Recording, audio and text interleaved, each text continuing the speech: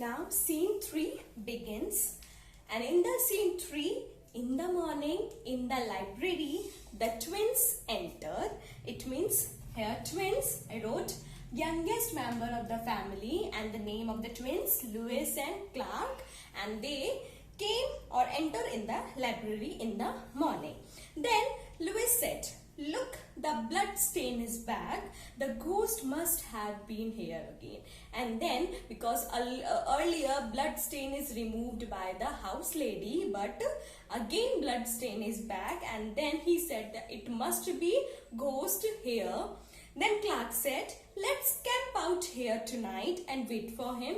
So for tonight, we just stay here and wait for him and we'll catch him." Then Louis said, "Okay, we will trap him. We sleep by the door and I'll sleep on the desk so I can jump on top of him." It means when the ghost enter, we can jump on him and caught him. Then Clark said, "Okay, let's come here with our pillows tonight." So they go in their room and take the pillows and come in the library again. Then scene 4.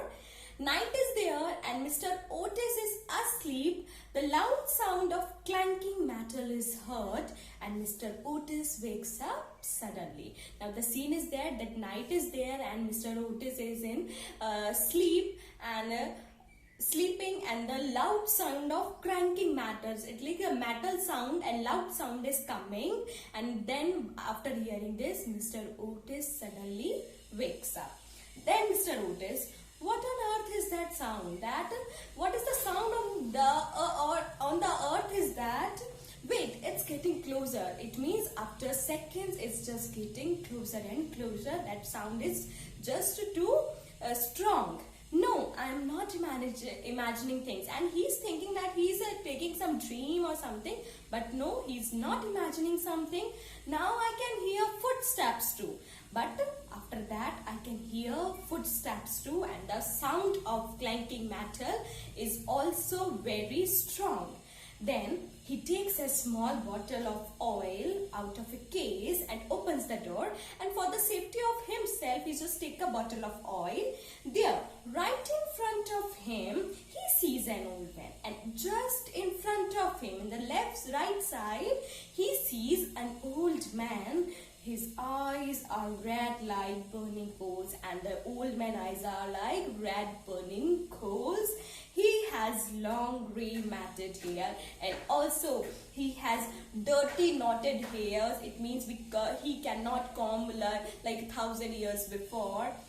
And he wears old-fashioned dirty clothes, and his wrists and ankles are bound by rusty chains. It means that are chains of iron, and that is a rusty chain, and the wrist and the ankles are just tied up by the chains. Then Mr. Otis, goodness me, because he's just seeing an old man with all these features, and he just said, "Goodness me, my dear sir, you cannot go cranking about like this." Then he said, "Oh dear old man, please, you cannot go like this, and please don't make this type of sound, and please make a low sound and walk.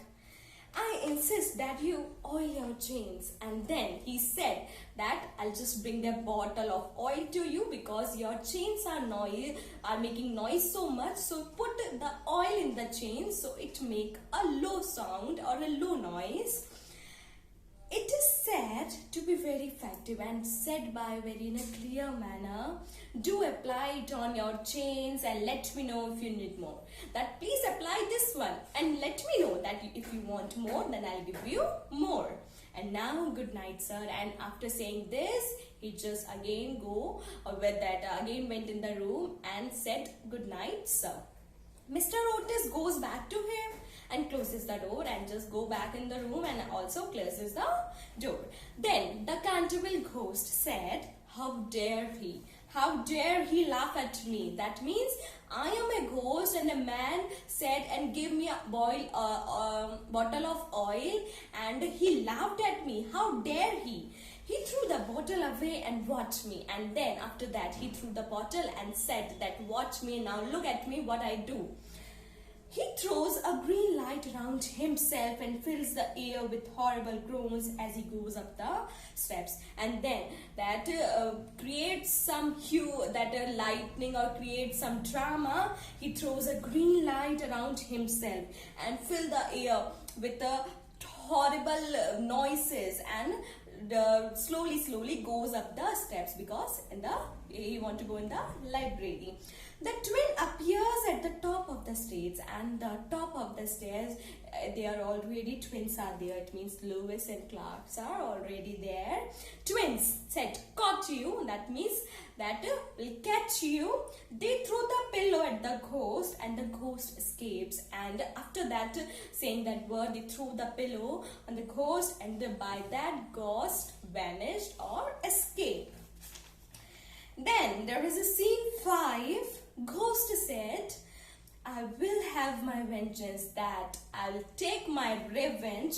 Do they know who I am? Do they know what fearful appearance I have made?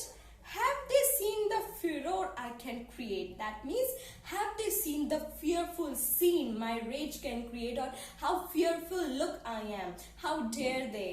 These Americans, these peoples, the gall that these are the rude and arrogant behavior people, to ask me to grease my chains, and to ask a ghost to grease your chain or to apply oil to your chain so that they do not make a noise. And those twins, they threw a pillow on my head, at my head.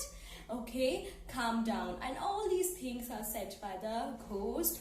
I have to think this through, that no ghost in history has been insulted like this, that I have to do something, because otherwise in the history or in the future that people are making fun of ghosts. So by this, in the history, no ghost in the history has been insulted like this. Revenge, that I want to take a revenge, and I will have the last laugh, and how dare you.